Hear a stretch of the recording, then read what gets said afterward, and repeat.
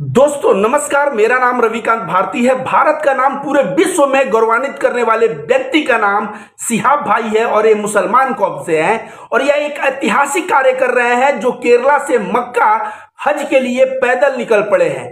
Total जो दूरी है वो 8,640 किलोमीटर की दूरी है।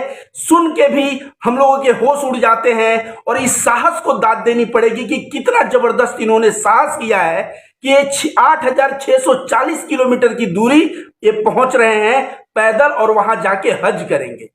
दोस्तों तमाम लोगों ने इनका मजाक भी बनाया कि समुद्र के रास्ते कैसे जाओगे, तो मैं कहूंगा उन लोगों को अपना नॉलेज बढ़ाना चाहिए, क्योंकि भारत से जो है मक्का और खाने काबा तक जाने का भूमि का भी रास्ता है। उसके लिए भारत से पाकिस्तान जाना पड़ेगा, पाकिस्तान से ईरान जाना पड़ेगा, ईरान से इराक जाना पड़ेगा, इराक से कुवैत जाना पड़ेगा, कुवैत से सऊदी अरबिया जाना पड़ेगा और सऊदी अरबिया में मक्का खाने काबा में जाके कोई व्यक्ति पैदल भी जाके हज कर सकता है।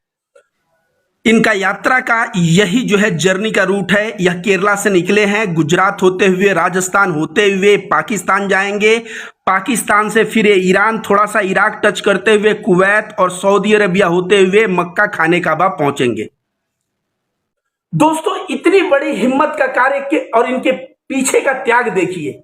इनकी भी परिवार है, अपने परिवार को छोड़ के 1 वर्ष के लिए ये लगभग पैदल यात्रा पे निकल चुके हैं, तो परिवार से अलग रहेंगे। दूसरी नंबर बात, रास्ते में चल रहे हैं तो बारिश हो रही है, तो बारिश में रेनकोट पहन के चल रहे हैं, कहीं धूप हो रही है उसमें भी चल रहे हैं, कहीं ठंडी होगी उसमें भी चलेंगे। सोचिए अपने शरीर को, इसी को हिंदू धर्म में तपस्या कहते हैं, यह किस तरह से अपने शरीर को तपा रहे हैं और एक तरह से तपस्या कर रहे हैं ईश्वर के प्रति, अल्लाह के प्रति। और शायद अल्लाह का यह समर्पण, अल्लाह के प्रति यह प्रेम ही इनके दिल में इतना साहस दिया है कि यह पैदल वहां तक जाने की जुर्रत कर रहे हैं। लेकिन मजाक करने वाले लोग कहां नहीं होते, हिम्मत तोड़ने वाले लोग कहां नहीं होते। दोस्तों तमाम लोग कमेंट कर रहे हैं कि ये जो है पैदल जाना सही नहीं है, ये हवाई जहाज से चले जाते, ये जो है समुद्र के रास्ते से चले जाते, किसी साधन से चले जाते। पैदल जाना अपने जान को जोखिम में लेना है। तो जो भी व्यक्ति यह बात कह रहा है, पहले मैं उससे कह दूं, याद रखो कन्फ्यूशियस ने कहा था कि हजारों मील की यात्रा एक कदम से शुरू होती है और रोज अपने जीवन में एक पत्थर को साइड करते जाओगे तो एक जीवन काल में पहाड़ को तुम साइड कर दिए रहोगे। दशरथ माझी जो पूरा पहाड़ तोड़ा, वो पहाड़ एक दिन में नहीं तोड़ा। साहब भाई भी यह यात्रा एक नाइट में नहीं कवर कर ले रहे हैं कि इनका कुछ हेल्थ इशू आएगा। साहब भाई ऑलरेडी प्लान करके, सोच समझ के, रोज उनको 25 किलोमीटर चलना है कि 30 किलोमीटर चलना है। जो मनुष्य का हेल्थ जितना सपोर्ट करता है उतना वह चल रहे हैं और उनको कुछ नहीं होने वाला। क्यों? एक तो जो चल रहे हैं वो शरीर के क्षमता से बहुत ज्यादा नहीं है और दूसरा उनके ऊपर ईश्वर की कृपा है, अल्लाह की कृपा है। और जिसके ऊपर अल्लाह का हाथ हो, अल्लाह का कृपा हो, उसको अपने मंजिल से कौन रोक सकता है। अब सद्दाम भाई का पहुंचना ये हम लोगों को लग रहा है बहुत ही खेला बात, लेकिन यह खेल की बात नहीं है।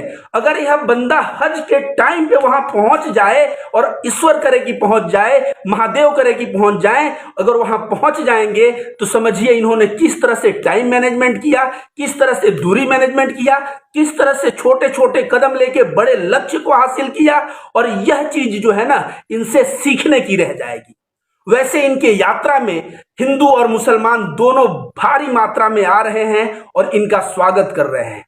यहां तक कि गुजरात पुलिस, गुजरात में इनका ट्विटर अगर आप देखेंगे तो इनको ऑफिशियल ट्विटर अकाउंट से गुजरात पुलिस को इन्होंने धन्यवाद दिया है, क्योंकि गुजरात पुलिस इनको बहुत ही मदद किया है, इनके सुरक्षा में लगा रहा है और बहुत ही सम्मान इनको गुजरात में मिला है। अब यह राजस्थान में पहुंचने वाले हैं और राजस्थान से पाकिस्तान जाने वाले हैं। टोटल इनकी यात्रा जो है 56 दिनों की हो चुकी है और अभी तक इनका स्वास्थ्य बहुत ही अच्छा है और भगवान करे कि इनका स्वास्थ्य ऐसा ही बना रहे और इस मुकाम को यह अगर पार करते हैं तो एक तो इनकी आस्था, इनका समर्पण अल्लाह के प्रति जो है सो है, भारत का भी नाम पूरे विश्व में एक मिसाल बनेगा कि भारत का एक ऐसा बंदा है जो इतने किलोमीटर की हज यात्रा करके और जो है हज करने आया। आप सभी को बता दें दोस्तों, जो लोग कह रहे हैं इतना दूर पैदल चलना, अगर भारत में आप रहते हो या पुराने जमाने में कहीं भी, चाहे मोहम्मद साहब की जिंदगी पढ़ो, चाहे बुद्ध की पढ़ो, चाहे महावीर की पढ़ो, पैदल चलना जो है तपस्या का एक हिस्सा था। आपको विश्वास नहीं है, आज भी जापान के कुछ बौद्धिस्ट हैं जहां पे माना जाता है कि आप बौद्ध सन्यासी हैं तो पृथ्वी की एक परिक्रमा जितना पैदल चलना पड़ेगा। जी हां, देखिए यहां साइड में पेपर में कटिंग भी मैंने दिया है, ऐसा लिखा हुआ है। और बुद्ध अपने जीवन में, मोहम्मद साहब तो आपको सभी को पता है हिजरत किया उन्होंने मक्का से मदीना और कहां कहां। गौतम बुद्ध भारत के थे, मैं बता दूं, वह अपने जीवन में इतनी यात्रा किए कि उनको यात्रा को बिहार कहा जाता था।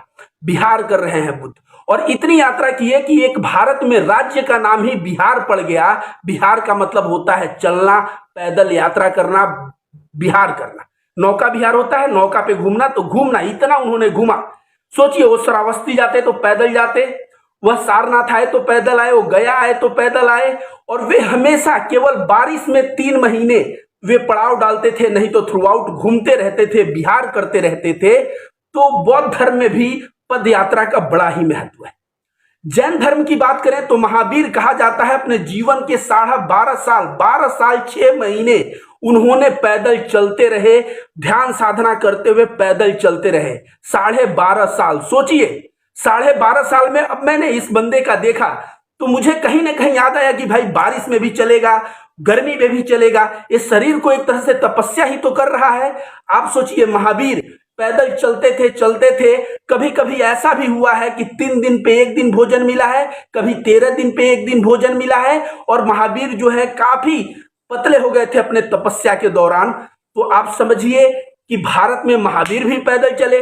और हिंदू धर्म, अभी कांवड़ यात्रा जा रहा है ना, हम लोग क्या बाबा विश्वनाथ या यहाँ बाबा धाम जो झारखंड में है, वहां पे हम लोग गाड़ी घोड़े से नहीं पहुंच सकते? बिल्कुल पहुंच सकते हैं, लेकिन हम लोग देवघर पहुंचने के लिए सुल्तानपुर से हम लोग जल उठाते हैं।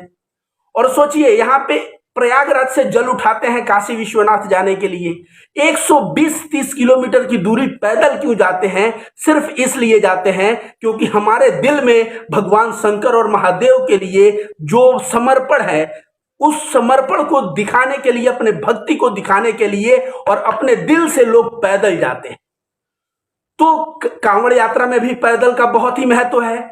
और बता दूं दोस्तों, हिंदू धर्म के एक बहुत बड़े सन्यासी जिनका नाम स्वामी नारायण है, अक्षरधाम दिल्ली टेम्पल में जाएंगे तो स्वामी नारायण के बारे में जरूर आप जानते होंगे। उन्होंने, कहा जाता है कि लगभग 9 साल 11 महीने पैदल चले थे। 9 साल 11 महीने, सोचिए कितना बड़ा दूरी होता है कि 9 साल 11 महीने दूरी इन्होंने पैदल चला था। और अंत में गुजरात पहुंचे, और सारा तीर्थ घूमते हुए गुजरात में इन्होंने वहां पे जो है अस्थाई निवास बनाया, और फिर उनके बारे में आगे कहानी जान। तो दोस्तों, हर एक धर्म में पैदल चलने को एक तपस्या माना जाता है, और इसीलिए जो है, जो हज के लिए यह बंदा सिहाब भाई जा रहा है, इसके लिए हर एक हिंदू, हर एक बौद्ध, हर एक जैन और हर एक मुसलमान को दिल से दुआ देनी चाहिए कि इस बंदे का हज कबूल हो, ये हज पे पहुंच जाएं, टाइम से हज पे पहुंच जाएं, और इनका स्वास्थ्य भी सही रहे, ऐसी हमें कामना करनी चाहिए। और इनकी यात्रा पूरे हिंदुस्तान में हिंदू मुस्लिम एकता का एक मिसाल बना है। इनको हिंदू और मुस्लिम दोनों तरफ से सपोर्ट मिल रहा है, और इनके यात्रा में भारत का तिरंगा भी देखने को मिल रहा है दोस्तों। और इनको नेकियां कितनी मिलेगी ऐसा समझिए, सहाबा इकराम, ऐसा कहा जाता है कि हज के लिए जब कदम बढ़ाते थे तो छोटे छोटे कदम बढ़ाते थे, क्योंकि ऐसा माना जाता था कि जितना कदम आप बढ़ाएंगे हज के लिए उतनी नेकियां मिलेंगी। तो इस भाई को सोचिए, 8640 किलोमीटर पैदल जा रहा है, इनकी नेकियों की जरा आप कल्पना करिए। और हम लोग कांवड़ जब ये होता है तो हम लोग भी तो कांवड़ियों का पैर धोते हैं गर्म पानी से, सेवा करते हैं। उस सेवा करने से क्या होता है? नेकियां हमें भी मिलती हैं। तो हिंदू धर्म में भी ये मान्यता है, साथ साथ इस्लाम में भी ये मान्यता है। तो ये जा रहे हैं दोस्तों, जहां भी आपको ये मिले इनकी मदद करें, इनका समर्थन करें, और इनकी जो है हौसला अफजाई करें, क्योंकि ऐसा पुरुष, एक युग में एक पुरुष पैदा होते हैं। दोस्तों, थोड़ा आप लोग ही सोचिए कि इतनी दूरी, अब तमाम लोग कह रहे हैं कि पैदल जाने के लिए मैं भी इनके साथ जाऊंगा, मैंने कमेंट देगा मैं भी इनके साथ जाऊंगा। तो भाई आप इनके साथ जाएंगे, आपको पता है इन्होंने वीजा लेने के लिए भी संघर्ष किया है, 5-5 कंट्री से इन्होंने वीजा लिया है। आप वीजा लेंगे तब तो इनके साथ जाएंगे। दूसरा, हज के लिए जो है जीवन में एक बार जाना अनिवार्य है और उसी को अनिवार्य है जो सक्षम हो। तो आप अगर सक्षम हो तो बिल्कुल जाएं, वीजा बनवाएं, लेकिन आप अगले साल जा सकते हैं। इनके साथ ज्वाइनिंग करना बड़ा मुश्किल होगा। इसके साथ साथ जितने भी हिंदू भाई हैं, मुसलमान भाई हैं, इन सबको मैं कहता हूं कि धार्मिक कोई भी क्रियाकलाप गलत नहीं होता। आजकल नमाज को लेके जैसे टारगेट किया जा रहा है, मैं कहता हूं हजरत उमर के समय का एक वाकया है कि हजरत उमर के दरबार में एक बूढ़ी औरत आई और बोली, मैं तेल लेके जा रही थी और मेरा तेल जमीन में गिर गया और मुझे वही तेल चाहिए। और वो रो रही है, बोल रही है, रिक्वेस्ट कर रही है, वही तेल चाहिए। अब सोचिए, जो तेल जमीन में गिर गया है उसको कैसे दिया जाए। तो हजरत उमर ने एक चिट्ठा लिखा और कहा कि लेके जाओ और उसको वहीं पे रख दो जहां तुम्हारा तेल गिरा है। उसको वहीं पे रख दी वो बूढ़ी औरत जहां पे तेल गिरा हुआ था।